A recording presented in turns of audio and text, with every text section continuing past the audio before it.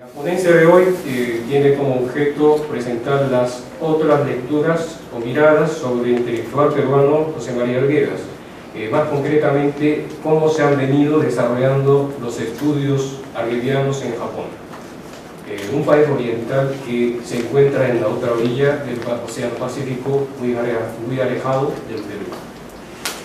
Empezaré primero explicando cómo son los estudios arguedianos en Japón, en qué líneas se han profundizado y cuáles son los alcances a que han llegado, señalando el nombre de algunos estudiosos representativos, lo cual de todas maneras es necesario porque es casi totalmente desconocido entre ustedes. Luego de mostrar el esquema general de los estudios japoneses, les voy a mostrar mi trayectoria personal como arguediano, a la vez historiador del pensamiento latinoamericano, quien ya ha presentado varios ensayos sobre Arguedas y actualmente está tratando muy angustiosamente de traducir al japonés su última novela, El sobre arriba y El sobre abajo, que luego se llamará en esta ponencia simplemente Los Zorros. El método cómo acercarme a Arguedas, bueno, comenzando por no verlo como indigenista, sino mesticista, será poner su pensamiento en el contexto más amplio de la historia del discurso del mestizaje latinoamericano, y así podremos encontrar en Arguedas un caso original del traslado ideológico del mestizaje convergente al mestizaje divergente.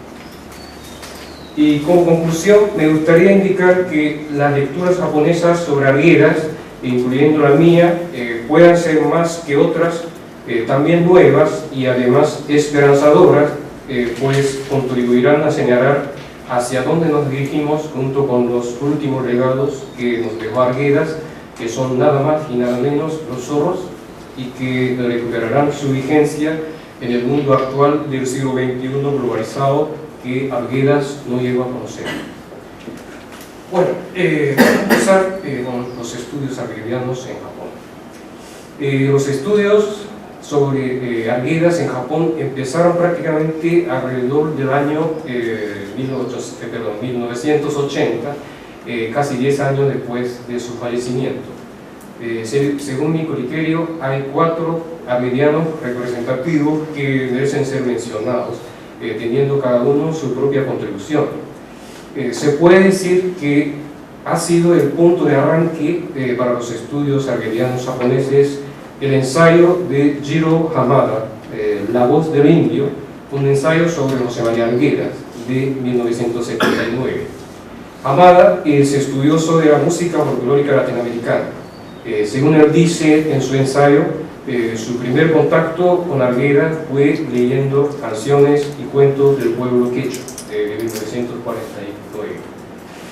A propósito, mi primer contacto con la obra de Arguedas es El sueño del Pongo, de 1965. Hamada, muy emocionado por ese libro de canciones y cuentos, llegó a escribir un ensayo que resultó ser no solamente la primera biografía bastante completa de Arguedas escrita en japonés, sino también casi la primera presentación de él como uno de los escritores que pertenecen a la corriente de la literatura llamada indigenista. Tengo que decirles que fue leyendo el ensayo de Hamada que yo enteré en los estudios arguedianos, sobre todo encontrándome con esta frase con la que Hamada explica la esencia del mundo arguediano. Hamada dice así: en la obra de Arguedas, a pesar de que contenga tantas descripciones trágicas, hay una claridad como la luz blanquinosa de la luna llena que pueda abarcar todas esas tragedias. Bueno, total que el musicólogo Jiro Hamada es el pionero de los estudios arguedianos en Japón. Ahora, el que ha contribuido más a la difusión del nombre de Arguedas entre el público japonés es, sin duda alguna, Akira Sugiyama, el literato y traductor de casi toda la obra de Arguedas al japonés hasta la actualidad. La ventaja que tiene Sugiyama es que es bilingüe natural castellano-japonés, porque nació y se crió en el Perú, más concretamente en la Victoria, Lima, como hijo de inmigración japonesa. Pero en caso de él, luego regresó a Japón cuando era todavía joven y se quedó ahí ya permanentemente. Sugiyama una vez me contó que sí, sigue manteniendo la intuición al leer y escribir cosas en castellano, la cual yo personalmente lástima, pero nunca voy a tener. Entonces le envidio mucho a Sugiyama. Gracias a él podemos leer la obra hegeliana en japonés, tales como Los ríos profundos, Yabar Fiesta y la mayoría de los cuentos. Pero viendo esta lista de la obra traducida, se notará enseguida una ausencia, pues Sugiyama ha venido traduciendo la obra más bien lírica y bella, y todavía queda intacta la del tipo social, tales como El Sexto, Todas las Sangres, y la última novela, Los Zorros, la cual, por suerte o de repente por mala suerte, a mí me toca la tarea de traducirla. Total que, bueno, estoy sufriendo mucho, de verdad. Total que Sugiyama, como divulgador, nos hizo muy accesible la figura de Arguedas, pero todavía no conocemos muy bien Arguedas con varias caras, o nos falta todavía conocer su rostro social. Y ahora, en cuanto al rostro social de Arguedas, no deja de olvidarse el trabajo que nos dejó el literato Takao Yamakage.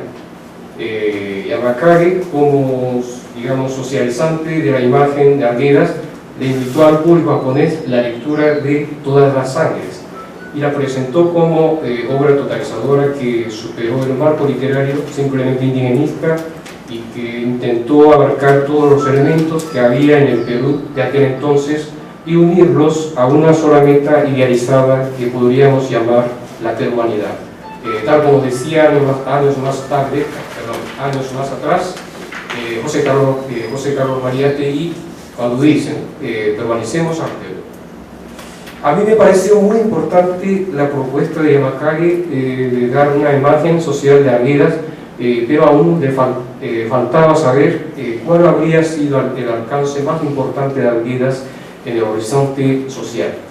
Nosotros ya sabemos que este elemento se encuentra al interior de Los Zorros, pero en los 80, por lo menos en el contexto japonés, todavía no estábamos listos para profundizar el estudio sobre Los Zorros de manera suficiente, menos todavía en el caso de Yamakage, porque le imposibilitó todo su inesperado y lamentable fallecimiento. Y ahora, de acuerdo que son. Mientras los primeros tres estudiosos trataron a Arguedas como novelista, es Ryuta Imafuku quien le prestó más atención a Arguedas como antropólogo, o mejor dicho, como individuo académico que vivía entre el discurso subjetivo ficticio, bueno, que es la literatura, y el objetivo científico, que es la etnología. El interés de Imafuku por Arguedas quedó determinado por la crisis con la que tenía que enfrentarse la antropología durante los últimos 30 años. Más concretamente, la antropología iba experimentando dos pérdidas. Una era del lenguaje con que describir la experiencia en el campo de investigación, y otra, peor todavía, la de la gente y cultura nativa misma como objeto de investigación en el mundo cada vez más occidentalizado. Imafuku, como antropólogo postmodernista y a la vez postcolonialista, encontró en Arguedas las posibilidades para superar estas crisis. Acerca de la pérdida del lenguaje antropológico, en su artículo titulado La antropología como intuición, un ensayo sobre José María Arguedas de 1989, que casualmente casi coincide con el título del ensayo del premiado Érico Pozo. ¿Érico Pozo se encuentra? Todavía. ¿Bien, sí, bien, ¿no? Ya, casualmente se coincide. Imafuku pone énfasis en la manera como Arguedas, gracias a su formación peculiar, narra la escena etnográfica como si el lenguaje literario fuera mejor medio que el científico para transmitirle al lector la realidad que está pasando en el campo de investigación. En cuanto a la pérdida de la gente y cultura genuinamente nativa, como Imafuku estuvo muy acertado al decir que Arguedas no es indigenista, porque él dice, seguía buscando durante toda su vida el camino para recrear el nuevo indio. Él mismo intentaba buscar la nueva gente y cultura como objeto de investigación antropológica, la cual Imafuku años después terminaría llamando en inglés o francés el cléo, término que en el caso castellano yo creo que no se debe traducir directamente al criollo, sino justamente al mestizo. Así, de esta manera, Imafuku, como renovador, encontró a Arguedas no como simple novelista, sino como antropólogo, algo mucho más, y no como indigenista, sino más bien como mesticista en el contexto postcolonial. Ahora, ahora voy trazando mi propia trayectoria como estudioso arguediano y a la vez historiador del pensamiento latinoamericano. No solamente bajo la influencia del contexto académico japonés arriba mencionado, sino también, por supuesto, absorbiendo los primeros logros del estudio arguediano en el Perú. A mediados de los 80 empecé a estudiar Arguedas, primero como indigenista regional peruano, pero luego iba identificándolo como mesticista o pensador del mestizaje en el contexto más amplio. Cuando digo que Arguedas no es indigenista, o no solamente Arguedas, sino también otros indigenistas peruanos, como hasta Luis Balcarce, no lo son, no quiero decir que Arguedas y ellos no tuvieran o dejaran de tener interés por los indígenas, sino que lo que querían es saber cómo se venía formando la relación desigual entre los indígenas y los no indígenas, y buscar la manera cómo cambiar esa relacionalidad histórico-estructural. Según el mismo Arguedas, se reiteraba en varias oportunidades, esa relacionalidad se refleja justo en los mestizos que viven desgarrados entre los dos mundos de manera simbólica y trágica. Arguedas, en la ocasión del primer encuentro de narradores peruanos de 1965, organizado en Arequipa, aclaró lo siguiente como si hubiera sido lo ocurrido a él mismo. Arguedas dice: algunos indigenistas odian al mestizo porque lo consideran instrumento vil del Señor. No, puede que sea un instrumento vil, pero en el fondo, por eso mismo, los mestizos son miserables y hay que salvarlos, y en ellos hay una posibilidad, hay un primer intento de fusión entre los elementos de la cultura criolla y la cultura indígena. Estos son los motivos por los cuales yo no considero a Arguedas como indigenista, sino como mesticista. Ahora, mientras seguía estudiando a Arguedas como mesticista, venía dándome cuenta de que América Latina tiene una larga historia del mestizaje y asimismo una forma de narrarlo, otorgándole algunas connotaciones político-ideológicas. El mundo de narrar este proceso de hibridación lo llamaremos el discurso del mestizaje. Según los estudios que se han acumulado hasta la actualidad, el mestizaje como discurso tiene básicamente dos funciones mutuamente contradictorias en la historia moderna de América Latina. Hay un mestizaje, por un lado, que reclama formar y forjar el nacionalismo fuertemente integrador, como si el mestizo fuera la única nación que merece vivir en cada país latinoamericano, a pesar de todas las diversidades étnicas y desigualdades socioculturales que hayan en la realidad. Las ideologías más representantes de este tipo de mestizaje son, por ejemplo, la raza cósmica del mexicano José Vasconcelos y la democracia racial del brasileño Gilberto Freire. Yo una vez califiqué este tipo de mestizaje de manera siguiente: el mestizaje como ideología integradora es una retórica sutil que le hace olvidar la memoria del pasado a la gente marginada y que desvisualiza las diversidades actuales, posponiendo la formación de la nación como meta final del futuro que nunca va a venir. Por otro lado, en estos últimos 20 años ha venido surgiendo otra corriente de mestizaje de carácter totalmente distinto. Este mestizaje, bajo la fuerte influencia del pensamiento postcolonial, consagra las mismas diversidades étnico-culturales como posible potencial para realizar una sociedad más igualitaria y equitativa. Ryuta Imafuku, a quien acabo de mencionar, sería uno de los predicadores de esta corriente, y dice lo siguiente: en el término de mestizaje ya no tendrá mucho sentido el acto de buscar el origen. Un mestizo se escapará fácilmente del camino paradójico que siempre termina con la repetición de la singularidad, el mito de la reproducción identitaria y la vuelta a las raíces. El primer tipo de mestizaje lo llamaremos como el mestizaje monolítico convergente y el segundo como el mestizaje multicultural divergente. Podríamos sumar que en América Latina en general, en la competencia entre los dos tipos de mestizaje, el segundo ha ido ganando la gradual influencia, quitándole al primero el espacio en donde antes este prevalecía. Dicho de otro modo, se trata de una historia del traslado de la hegemonía del convergente al divergente.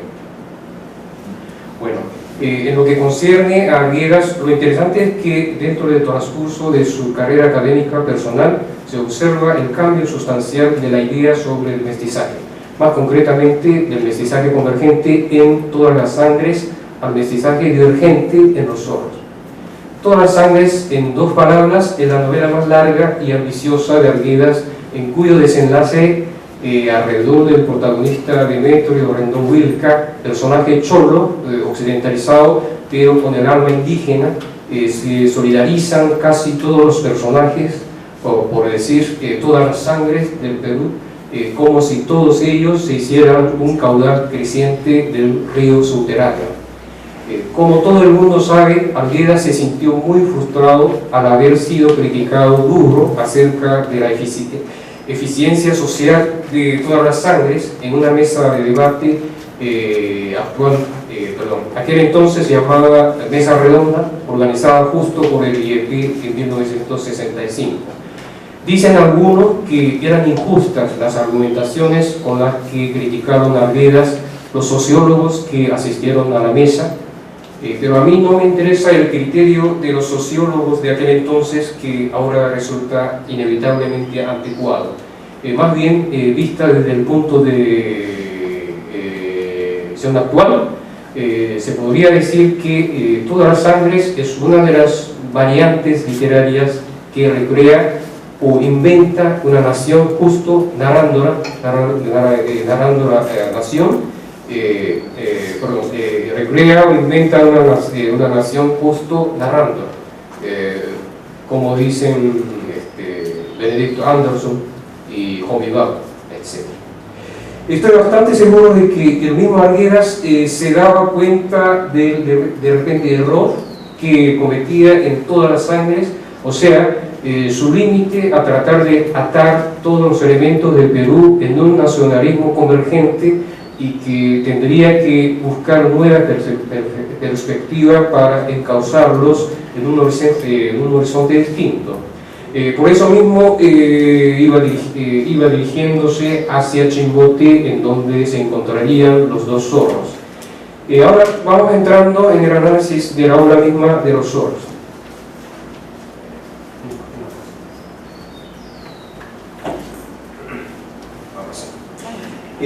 A partir del final de los 80, los estudios arguedianos, una vez culminados los de tipo abarcador, con la obra épica del francés Roland Faure de 1989, comenzaron a dirigirse cada vez más hacia el análisis concreto de cada obra, sobre todo el de los zorros.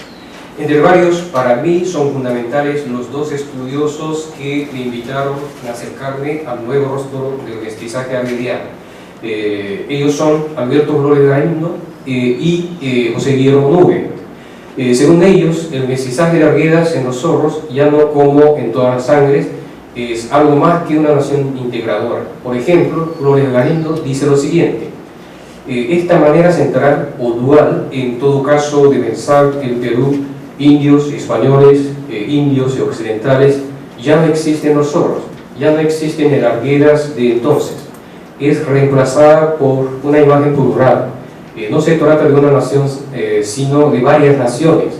Cada uno de los diversos personajes tiene su propia definición, su propia identidad, su propia experiencia. Así dice Flores Garín.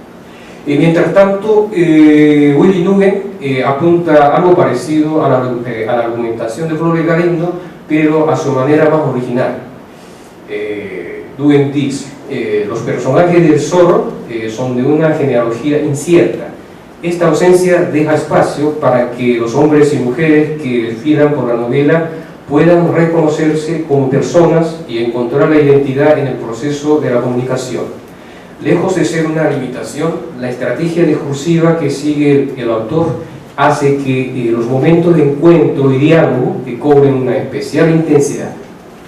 Aquí podemos encontrar de común una valoración muy positiva a las condiciones en que se encuentran los habitantes de Chimbote, es decir, no tener origen étnico muy marcado, ser diversos culturalmente y estar listos para construir nuevas identidades no determinadas con anterioridad. Estas afirmaciones se complementarían más tarde, por ejemplo, con el comentario de Carlos Iván de Gregori, que en paz descanse, de Gregori, que califica de positivo el tránsito de Arguedas a lo diverso, a lo abierto, a lo incompleto. Y de manera definitiva con las reflexiones de Antonio Cornejo Colar. Cornejo Colar dice lo siguiente: pretende examinar primero la configuración de un sujeto que no sustituye, pero sí reposiciona a los hasta ahora privilegiados, el indio o el mestizo, e indagar en el tejido de una red articulatoria multicultural. Se trata de la figura del migrante y del estudio de la migración. Ahora, el sujeto principal del mestizaje en los zorros no es el indio, ni siquiera el mestizo, sino el migrante en el sentido simbólico, libre de todos los atributos étnicos culturales, a quien no le importa ya de dónde viene y sí le importa a dónde ir. El destino lo decidirá él mismo por su propia cuenta, buscando por un lado a sus semejantes con quienes pueda compartir valores, y por otro lado negociando con personas con quienes se enfrente pero que trate de llegar a un acuerdo. Todo esto a partir de los momentos de encuentro y diálogo, como dice Nugent. Por eso mismo, entre los personajes, por ejemplo, el norteamericano Maxwell, ex Cuerpo de Paz, a pesar de su nacionalidad norteamericana, se metió muy profundamente en la sociedad chimbotana, comunicándose con los habitantes populares. Y Gregorio Basalat, el chanchero, después de vivir varios años, hasta que casi se le estuviera olvidando el quechua, para la mejora de viviendas de la barriada, negociando con los sindicalistas y sacerdotes, llegó a una conclusión sumamente llamativa que el doctor Julio Cottrell también la citó como epígrafe de su monumental libro Clases, Estado y Nación en el Perú. Gregorio Basalat, el chanchero, dice, con acento quechuizado, ¿no? Yo quizás pensé, ya no podía pensar en quechua, puede ser capaz en su existencia de mí, no seré ya forastero en este país, tierra donde hemos nacido. Este podría ser el rostro definitivo del mestizaje arguediano, o de repente, dicho de otro modo, la verdadera inclusión social para el Perú, en donde uno no se excluya de la sociedad a causa de sus raíces étnicas, lingüísticas y culturales, sino todos, siendo diferentes pero igualados, se sientan orgullosos por ser parte de la sociedad que justo ellos mismos están construyendo hacia un futuro mejor.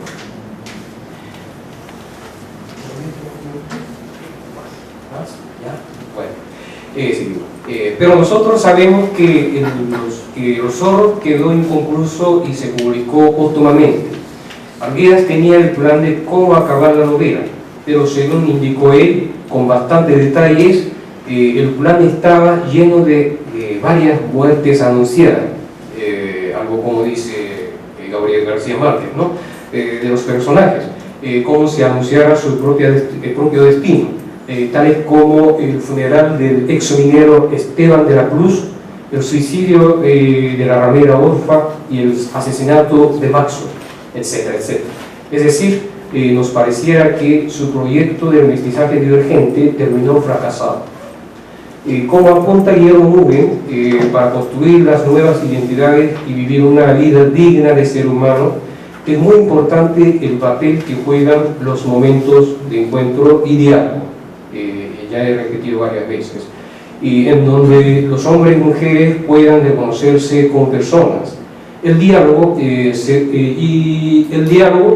según el filósofo canadiense Charles Taylor, es el concepto clave en la filosofía del reconocimiento, porque la identidad depende, en definitiva, de relaciones dialógicas con los demás.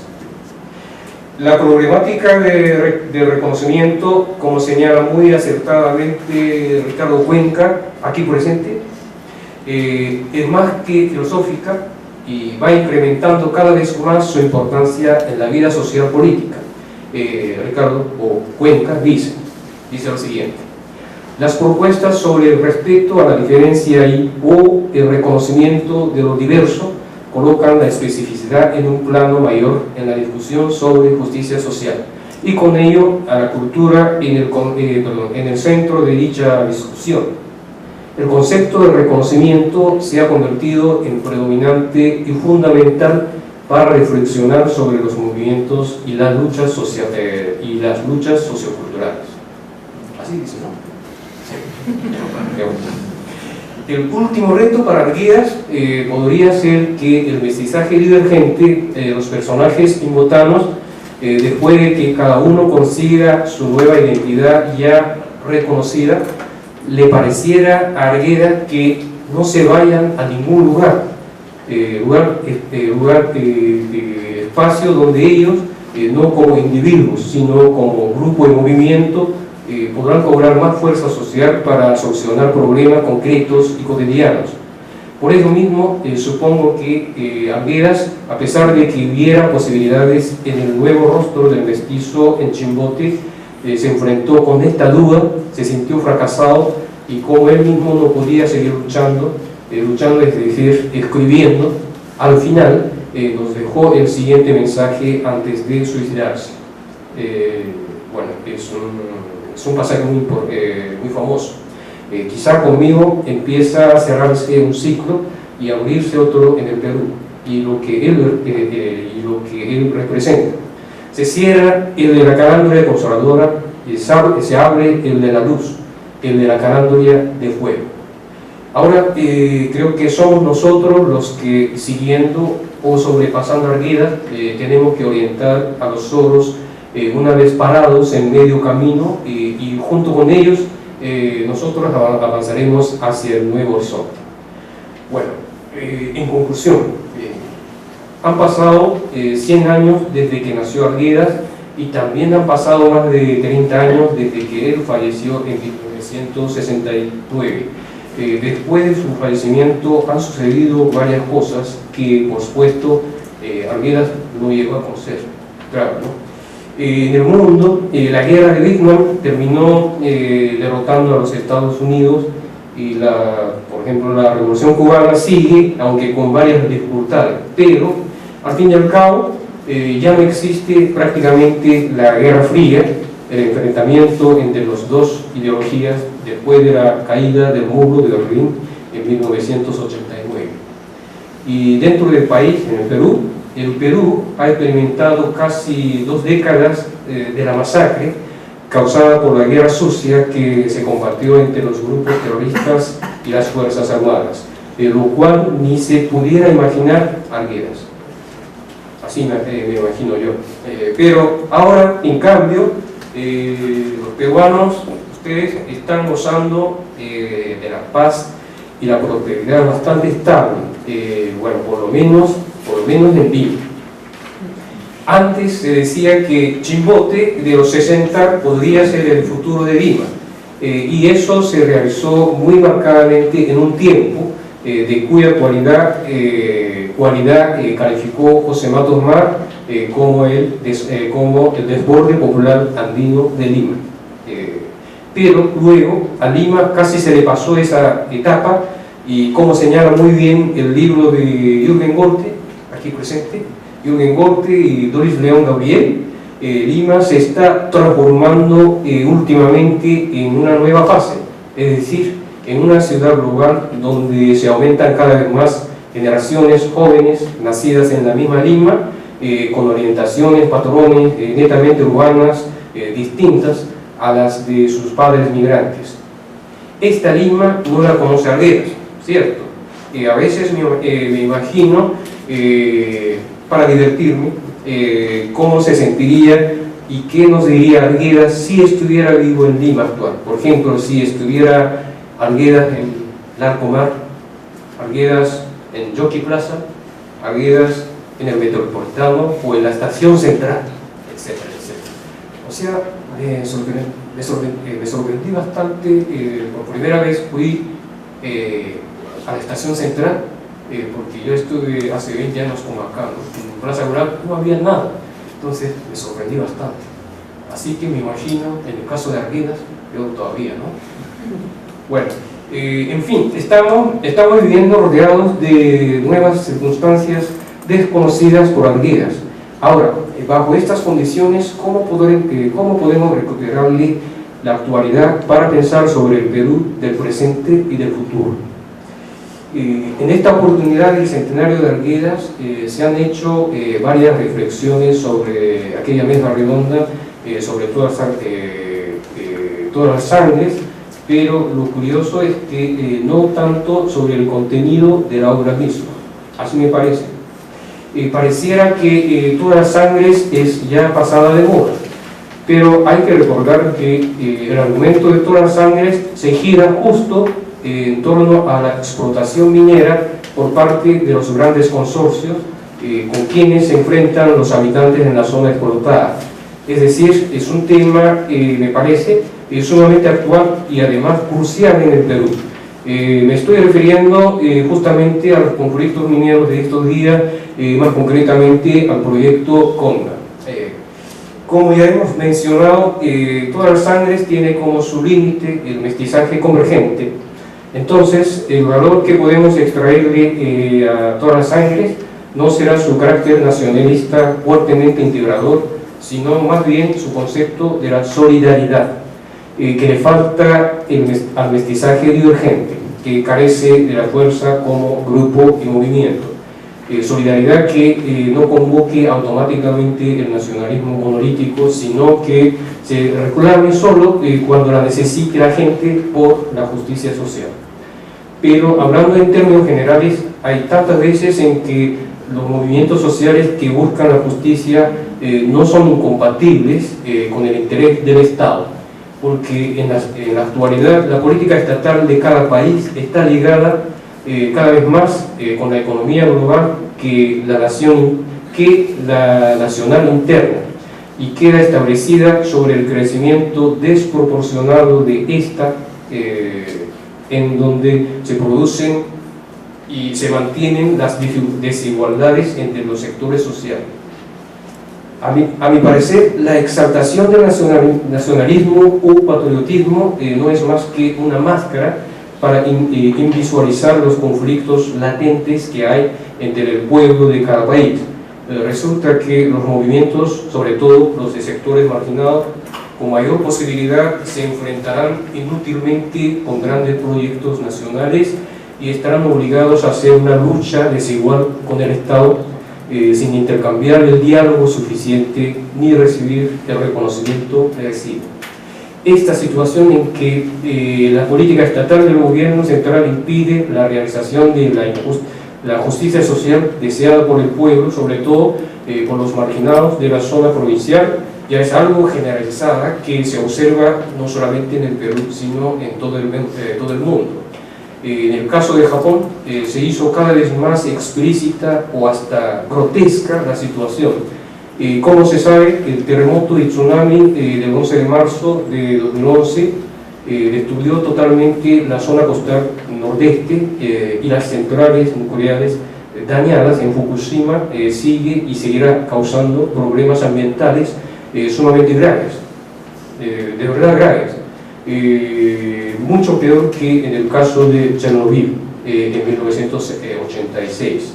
Les digo francamente que no tenemos métodos establecidos cómo detenerlo y tampoco sabemos hasta cuándo durará.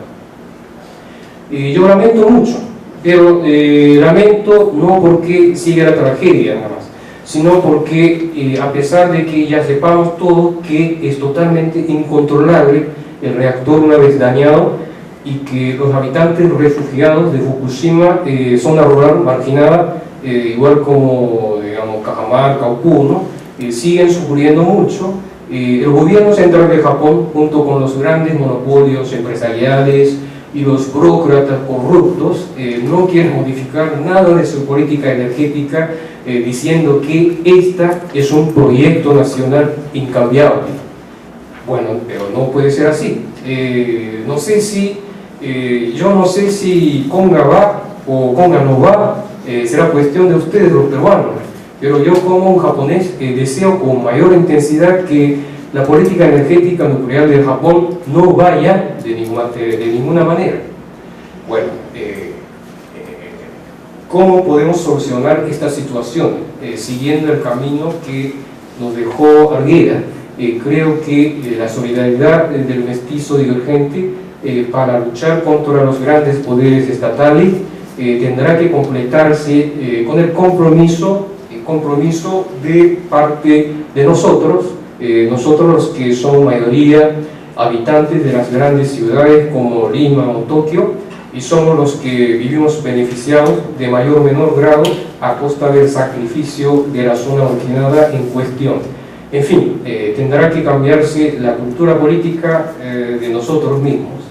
En el discurso a recibir el premio Internacional Rodríguez en 1968, Arguedas justamente dijo lo siguiente: yo intenté convertir en lenguaje escrito lo que era como individuo, un vínculo vivo, fuerte, capaz de universalizarse de la gran nación cercana y la parte generosa humana de los opresores.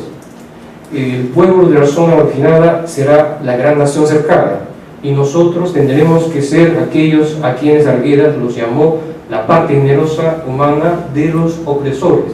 Así, de esta manera, Arguedas, como un vínculo vivo, fuerte, capaz de universalizarse, podrá recuperar su vigencia actual, pasando de ser simplemente un ícono cultural retrospectivo.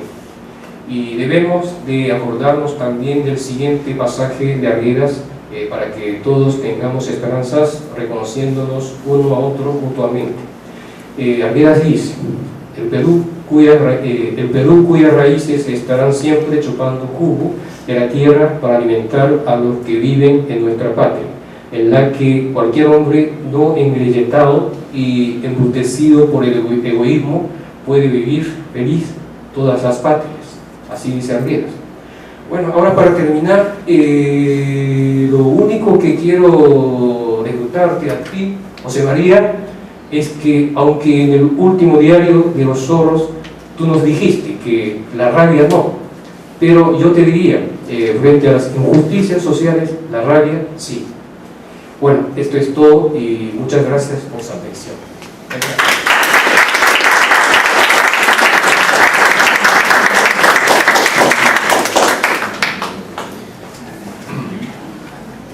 Fátima me mira con cara de preocupación porque estamos con el tiempo corrido. Voy a ser lo más breve posible. Te pido disculpas. No, a mí me está mirando. Bueno, quiero confesarles que ha sido, como le dije a Yusuke anoche, muy divertido y muy bueno leer su ponencia, y a la vez también muy complicado porque comentar un trabajo que mezcla asuntos tan personales con una revisión importante y exhaustiva de la literatura, no solo arguediana, sino peruana, como ustedes han visto, termina siendo complicado, por lo tanto voy a ser absolutamente breve en dar algunos comentarios generales que espero puedan animarnos a tener un pequeño intercambio, una pequeña discusión. Lo primero que quiero es destacar el compromiso personal y profesional de Yusuke Goto con la vida y la obra de José María Arguedas, que es la razón fundamental, creo yo, para comprender la gran calidad de aquello que nos acaba de contar y de narrar Yusuke. Y el segundo elemento general que quiero compartir con ustedes tiene que ver con la vigencia del pensamiento de Arguedas y la demostración que es posible volver a José María Arguedas para buscar comprender al Perú y, por qué no, a América Latina de hoy. Quiero destacar muy rápidamente 4 asuntos de la propuesta de Yusuke. El primero tiene que ver con esta idea que rescata Yusuke de el pasado por delante, ¿no es cierto? Esa poderosa palabra quechua de ñauta, ¿no es cierto?, que a su vez significa pasado cuando se refiere a tiempo y adelante cuando se refiere a espacio. El año pasado, a raíz del centenario, Tony Zapata, colega nuestro en el IEP, escribió que la mesa redonda de todas las sangres del año 65 no fue el acontecimiento que terminó deporonando a José María Arguedas, sino que por el contrario, desde la perspectiva de Tony, le dio alas a su última empresa intelectual.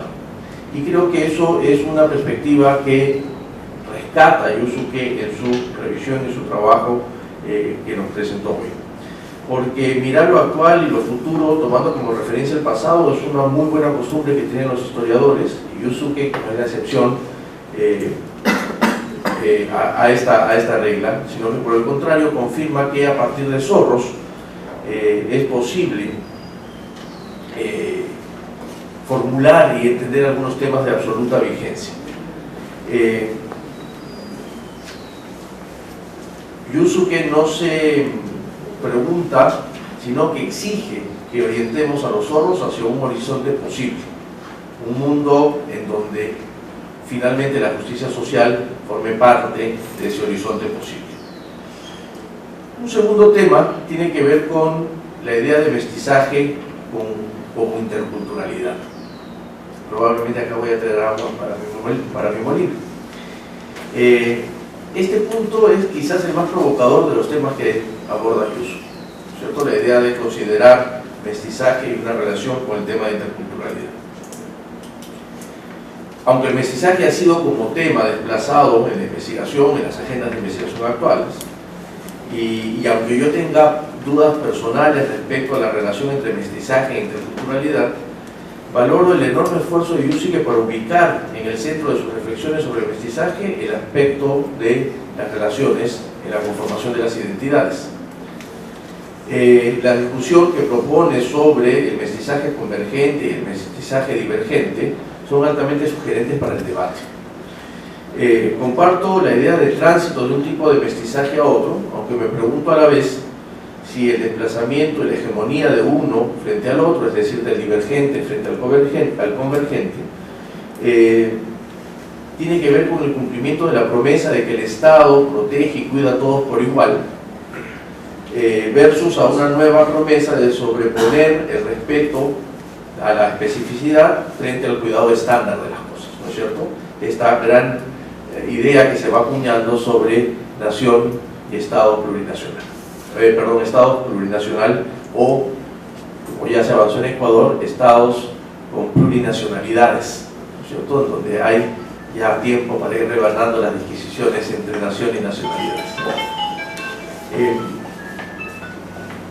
Sin embargo, con esto no puedo dejar de recordar a Paul Ricoeur, ¿no es cierto?, los planteamientos sobre la cuestión de la relación identidad y alternidad, el vínculo entre el sí mismo reflexivo y el sí mismo en tanto otro, que claramente se expone en el trasfondo de la presentación de Yusuke, o la posibilidad de comprender que el reconocimiento también es una posibilidad de reconciliación, como bien lo plantea Ricoeur. Un tercer punto tiene que ver con las migraciones de antes y las migraciones de ahora. Aunque de manera rápida, Yusuke deja una semilla que deberíamos acompañar para que termine bien, siempre a partir de Arguedas, Yusuke nos plantea el problema de la migración y de cómo el migrante es probablemente distinto a lo que hasta ahora hemos aprendido de él, por lo menos de aquellos que venían a las grandes ciudades como Lima. Es decir, ya no es el que se acultura, ya no es el que intenta indianizar la ciudad, ya no es solo el nuevo sujeto social. Miro a Jürgen para ver si estoy bien en la cronología de los sucesos, sino que más bien es este nuevo sujeto del Chimbote del 2012, ¿no es cierto? Este nuevo sujeto que se relaciona de manera distinta con esa ciudad. Y entonces ese migrante, dice Yusuke, ya no es el que le interesa muy bien de dónde viene, sino hacia dónde va. Y entonces es claro que cuánto a partir de esas reflexiones basadas en Arguedas que nos plantea Yusuke, nos debería animarnos a preguntarnos, parto por lo menos esas preguntas, o por lo menos intentar construir las respuestas sobre qué supone ser migrante en un contexto actual de policonectividad, ¿no es cierto? Conectividad no solo virtual, sino también física, en donde las dinámicas del mercado se vuelven cada vez más hiperactivas, en donde la ruralidad y las zonas urbanas empiezan a tener mayores tipos de conexión, probablemente asimétricas e injustas, pero mayor tipo de conexión. ¿Cuál es la relación que ese migrante entonces nuevo de ahora establece con la ciudad? O en palabras de Yusuke, ¿qué significaría esa interpretación de Arguedas del Jockey Plaza, ¿no es cierto?, del Jockey Plaza de ahora? Finalmente, el cuarto comentario tiene que ver con algo que me ha llamado poderosamente la atención en la perspectiva conceptual que hace Yusuke a lo largo de sus reflexiones respecto sobre todo de Soros. Y es que, como Arguedas, Yusuke deja entrever que el hombre, el ser humano, es un ser trágico. Esto en el sentido más existencialista de la palabra, ¿no es cierto?, más nietzscheano del término. La existencia trágica que se traduce constante y permanentemente en esta posibilidad de derrumbe, ¿no es cierto?, incluso hasta la calandria de fuego, ¿no es cierto?, que cita Yusuke, que porta estas nuevas esperanzas, que traslada esas nuevas esperanzas, pero es trágica a la vez porque deja en el camino una serie de cosas y también porque en el propio sentido de la esperanza hay una posibilidad latente y amenazante de fracaso constante y de un futuro incierto. Pero como Arguedas, es también claro que Yusuke da este grito de guerra que lanza hacia el final de su ponencia diciendo rabia sí, porque también en una idea trágica, existencialista y nietzscheana, lo trágico también es la posibilidad de un acto creativo. Finalmente, como le comenté a Yusuke, disfruté no solo mucho de su ponencia, sino que comprobé que luego de un año de estar conversando sobre Arguedas, sobre el Perú, pero también sobre la comida y también sobre algunos chilcanos de pisco que hemos ido acumulando en algunas noches, ha sido un enorme gusto el poder haber leído su trabajo y darme cuenta que nuevas lecturas de Arguedas son aún posibles, y ahí es donde radica este inacabable valor que tiene José María Arguedas para nosotros y para también los que están en la otra orilla del Pacífico. Así que muchas gracias. Muy bien, vamos a ver si tenemos unos minutos, esto Fátima siempre está mirando, para a ver si nos animamos a hacer algunas, no sé si preguntas, pero reflexiones, y animar un poco la conversación para ir calentando motores a la mesa que sigue con los tres primeros ponencias de los ensayos ganadores del área de antropología. Creo que estás lavándote las manos. A ver, sí, tenemos ahí. Bueno, yo tengo una duda. Primero, en Japón he visto que hay una gran importancia de la historicidad de la cultura. Hay esfuerzos desde el siglo VII y antes de interrumpir una influencia externa para integrar una cultura coherente interna en el Japón. Y por lo tanto yo veo que en la culturalidad japonesa hay un fuerte ingrediente de historicidad. Ahora, hoy me parece que en el Perú hay una tendencia muy fuerte a la desaparición de la historicidad, ¿no? Por ejemplo, yo veo la camisa, veo el símbolo del Perú, que tiene un copyright, pero yo sé que ese símbolo se origina en un dibujo de Pachacuti Yanqui Sacamaiba, de una ciudad. Y alguien que le agregó un Perú se puso su copyright sobre eso y se apropió de la historia ajena. Y un poquito me parece que algo así está pasando en el Perú masivamente hoy.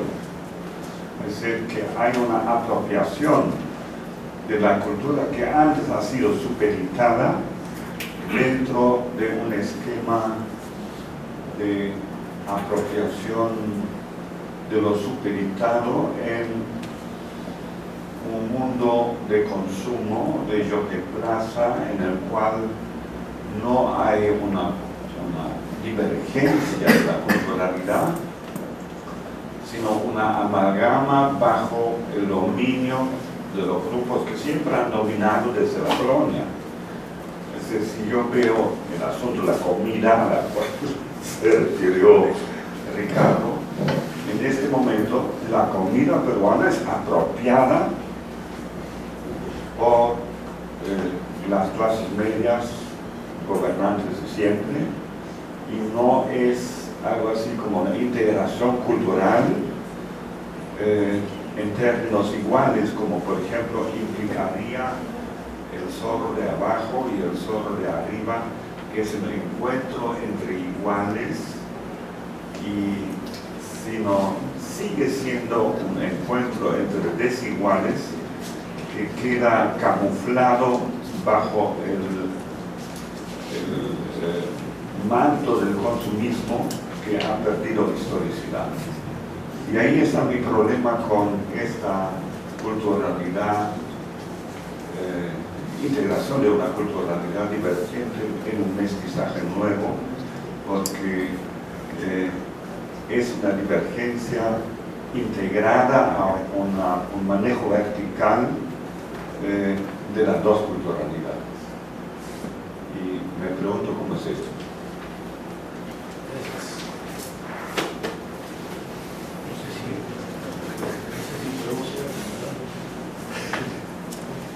Acumulando problemas para ellos.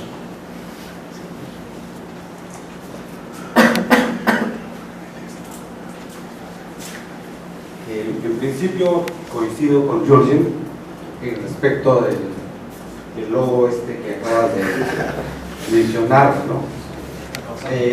Curiosamente, antes que aparezca este logo, yo me encontré con estas rayitas en una cinta y una caja de chocolates, ¿no? La apropiación de estos marqueteros argentinos, porque han sido argentinos lo que han hecho, no ha sido... es posible que conozcan lo que tú mencionaste, o la línea de Nazca o la línea de Peral, ¿no? Según ellos, esa es la fuente de inspiración. Pero yo creo que ha sido la frutiteza de chocolates. Ese es lo único que conocen los argentinos que vienen acá, los marqueteros. Y de paso se han ganado sus $40,000, ¿no? Esa es la realidad, ¿no? Coincido. Dos preguntitas. En términos de la relación literaria respecto de los apus de los cerros, que tanto menciona Ariegas en su lirismo novelístico, ¿no? Se puede extraer de ahí una lección ecologista por un lado, y si puedes, o puede haber una comparación con Kawabata, el novelista japonés, que justamente tiene una novela que se llama Rumor de Montañas, ¿no? Que habla, inclusive Arguedas me parece que emplea ese término, ¿no? De rumor de montañas en los ríos profundos, no recuerdo muy bien. Eso por un lado. Por otro lado, yo creo que, como dice Ricardo, el aspecto existencial es un tema que recorre toda la obra de Arguedas, el aspecto de la tragicidad existencial, no solamente de su persona, sino de su pueblo, ¿no? Esto recorre todo. Yo tengo un breve ensayo por ahí, una lectura de Arguedas, de la temporalidad que maneja Arguedas, que se imagina el tiempo a partir de la visión de los ríos, ¿no? No sabe si el tiempo detenido del puente es más importante que el tiempo que fluye en los ríos. Ahí está su duda, ¿no? Cuando mira el agua a discurrir en los ríos profundos. Entonces, he hecho una breve lectura, una lectura un poco osada, a partir de El ser y el tiempo de Heidegger, Martin Heidegger, filósofo, en torno a la preocupación del tiempo en Arguedas. Y he llegado a una conclusión que es un punto de partida para un estudio. Arguedas tenía crisis periódicas, indudablemente, muy fuertes, caídas, ¿no? Que yo los llamo huecos negros. Entonces, así como el título de Heidegger es El ser y el tiempo, en Arguedas es El ser y el destiempo, ¿no? Llamo destiempo a estos ahoras de crisis. De pronto tenía remansos de tranquilidad, ¿no? Y luego caía. Y una obstrucción de su yo crítico, de su yo novelístico, ¿no? Que es paralizado. Entonces, ese destiempo es fundamental, más que el tiempo, más que el fluir del tiempo, ¿no? Son esas crisis del destiempo, de la hora existencial, ¿no? Esto me hizo pensar, porque una vez yo encontré a Arguedas llorando, abrazado de un poste en la avenida La Colmena. Yo creía que estaba mareado, borracho. Me acerqué a él, lo reconocí, estaba llorando porque al frente había una indígena con varios de sus hijitos totalmente pobres pidiendo limosna. Dijo, ¿cómo no quiere ver que llora? ¿Cómo no voy a llorar? Mira cómo está mi gente. Dijo, ¿no? Lo había conocido a él después de una conferencia en la universidad. Gracias. Y hablando de fluidez de tiempo, vamos a hacer que el tiempo fluya un poco y vamos a pedir a Yusuf que intente dialogar un poco con los comentarios para pasar a la mesa de antropología. Está todo muy bien. Bueno, gracias por los comentarios. ¿De dónde está? Porque son difíciles para mí. O sea, bueno, ya les he dicho, voy a leer como voy leyendo nada más texto, entonces eso quiere decir que soy muy débil en la comunicación instantánea, improvisada, entonces no sé si puedo contactar bien. Lo que me preguntó Jürgen, algo de la pérdida, desaparición de la historicidad, de verdad no puedo contestar bien, solo que no sé si vamos a tenerle con algún interés. Ya he venido varias veces acá en Lima y cada vez más me siento que estamos viviendo en el mismo mundo, o sea, homogeneizado, o ya que estemos en todo, que estemos en Lima, bueno, de repente casi igual. Eso quiere decir que estamos viviendo en un mundo consumista, bastante uniformizado y bajo la fuerte dominio comercial, etcétera, etcétera. Entonces, bueno, ¿cómo le voy a contestar? en esta ponencia lo que quería decir que bueno, para construir la identidad, para que nosotros nos conozcamos mutuamente, o sea, nos reconozcamos mutuamente. El diálogo es muy importante, pero creo que ha dicho algo sobre eso Ricardo. No está, el diálogo se hace generalmente en una esfera muy desigual, o sea, uno tiene más poder y otro menos poder. Entonces el diálogo no funciona como en el horizonte es vertical, horizonte horizontal. No, bueno, nada más ello. En cuanto a las dos preguntas, al primero, honestamente dicho, no puedo contestar nada porque yo soy, es una excusa, pero yo soy historiador, no es literato, tal vez más lector hacia la literatura japonesa, porque he leído muy poca obra de Kawabata, aunque sea japonés, ¿no? Entonces, en la primera pregunta no puedo decir casi nada. También en el segundo, algo sobre existencialismo, bueno, el problema filosófico, creo que no he tocado casi nada en esta ponencia, entonces tampoco le puedo contestar debidamente. Pero a mí, como usted me contó una anécdota con Arguedas que lloró ante la tragedia de la señora Calle, eso bueno, para mí, esas cosas, como no tengo contacto directo con Arguedas, claro, entonces esas cosas de todas maneras todavía me faltan mucho, entonces necesito tener más directo. Bueno, no así, les pido disculpas, soy muy débil en la comunicación instantánea.